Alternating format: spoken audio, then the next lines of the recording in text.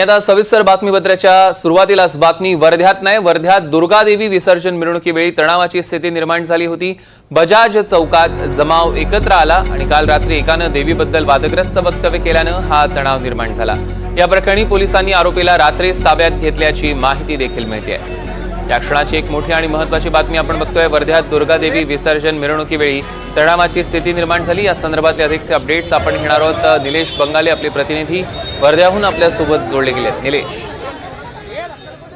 बाकी सौरव, वर्ध्यामध्ये संपूर्ण जिल्ह्यामध्ये सांगू मला हरकत नाही की नवरात्री उत्सव अतिशय शांततेत आणि आनंदात पार पडत असताना काल मात्र रात्री दरम्यान एका घडलेल्या घटनेने थोडासा गालबोट लागले असं म्हणता येईल।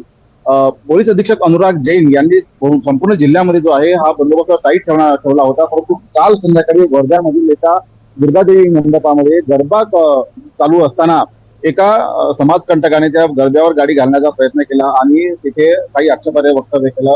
त्यानंतर तातडीने मंडळाचे सर्व पदाधिकारी आणि काही लोकांनी ही बाब पोलिसांना सांगितली आणि तातडीने पोलिसांनी कारवाई करत त्या आरोपीने जे आहे आपल्या ताब्यात घेतलेले आहे। परंतु आता सकाळी आज जेव्हा ती दुर्गादेवी ही विसर्जनासाठी सकाळी निघाली होती, पुन्हा एकदा हिंदुत्ववादी संघटना एकवटल्या आणि त्यांनी वर्धा शहर पोलीस ठाण्यासमोर दुर्गादेवी आणून त्या ठिकाणी देवी थांबवलेली आहे आणि त्या ठिकाणी जोरदार घोषणाबाजी सुरू आहे। आता मोठ्या संख्येने त्या ठिकाणी मॉप जमलेला आहे हिंदुत्ववादी संघटनेचा आणि त्यांनी पोलिसांनी सुद्धा मोठी कुमक त्या ठिकाणी तैनात केली आहे।